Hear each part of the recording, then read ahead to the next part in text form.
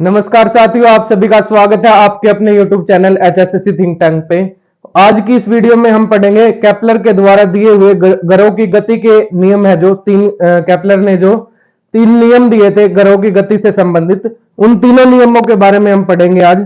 तो ज्यादा टाइम ना लगाते हुए स्टार्ट करते हैं। फर्स्ट लॉ, जिसे हम प्रथम जो इसका नियम है, जिसे हम कहते हैं लॉ ऑफ ऑर्बिट्स, यानी कि कक्षा का नियम।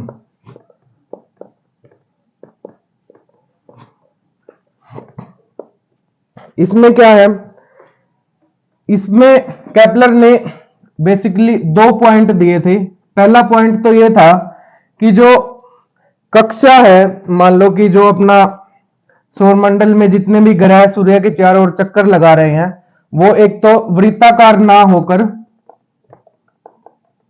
वृत्ताकार नहीं है, वो है अंडाकार।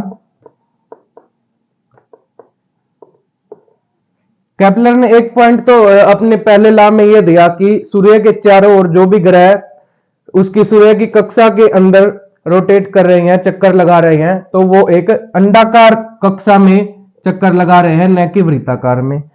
और दूसरा पॉइंट है, वो क्या है, जिसको हम एक विजुलाइज करके थोड़ा समझेंगे। जैसे कि इसने अपने पहले लॉ में बताया कि ये एक अंडाकार कक्षा में चक्कर लगाते हैं।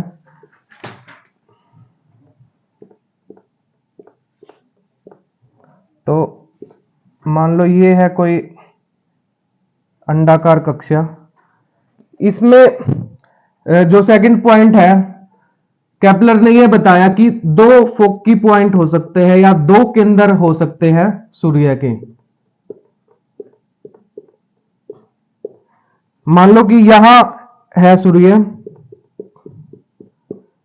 जिसे हम बोलेंगे F1 पॉइंट, या यहां पर भी हो सकता है, जिसे हम बोलेंगे F2 पॉइंट।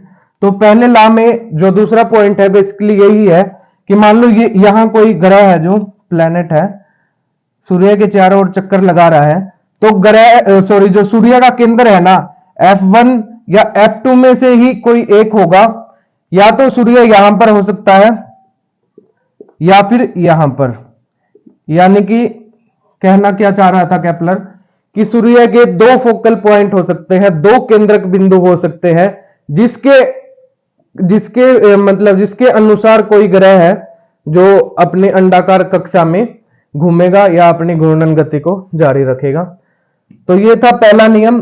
दूसरा नियम है जो कि सेकंड लॉ, जिसे कहते हैं हम लॉ ऑफ एरिया, यानी अक्षेत्रफल का नियम। अक्षेत्रफल का नियम। इस लॉ में या इस नियम में केपलर ने क्या बताया हमें,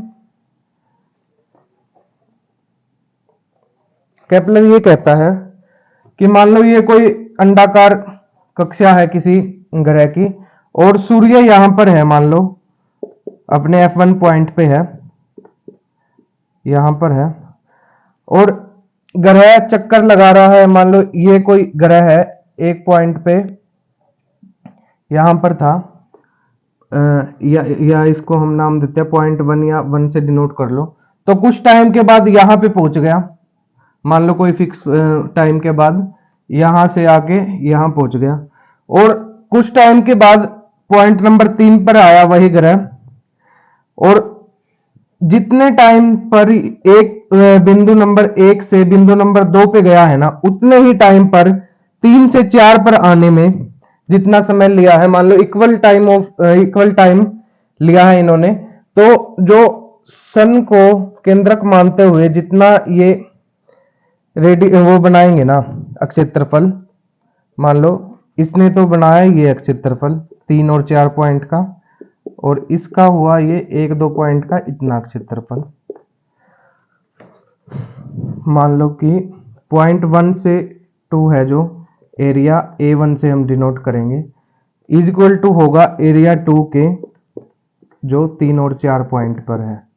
तो दूसरे नियम में केपलर ने क्या बताया, मान लो कोई ग्रह यहां पर था एक पॉइंट पे, और वो कुछ टाइम के बाद में जो टाइम है, ये टाइम है दोनों का, दोनों पॉइंट पर, एक से 2 पर जाने पे भी और 3 से 4 पर आने भी पर भी, तो टाइम तो टाइम मान लो इन्होंने 10 सेकंड में यहां से यहां पे आया और 10 सेकंड में ही यहां से यहां पर आया, तो जितना ये क्षेत्रफल बनाएंगे ना, यानी ये जो एरिया है और ये जो एरिया है, ये दोनों एरिया बराबर होंगे। ये था केपलर का दूसरा नियम, जिसे हम लॉ ऑफ एरिया भी कहते हैं। अब हम समझेंगे केपलर का जो तीसरा नियम है, जिसे हम अवधि का नियम भी कहते हैं।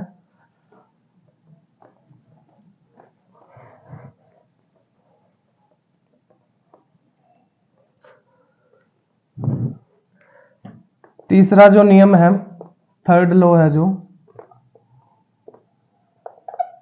जिसे हम कहते हैं लॉ ऑफ पीरियड,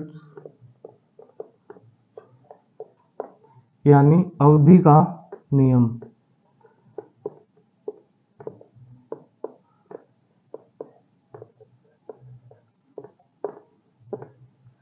इस नियम को ना बाद में जाके किसने जो है सोल्व किया था या एक्सप्रेस किया था, न्यूटन ने एक्सप्रेस किया था बाद में केपलर के बाद में। इस नियम में जो केपलर है उसने क्या कहा कि टी का square directly proportional two cube of radius, ये बताया केपलर ने। टी यहां पर क्या है, ग्रह के द्वारा अपनी कक्षा में जो घूर्णन गति कर रहे हैं उनके द्वारा लिया गया समय, ग्रह द्वारा लिया गया समय।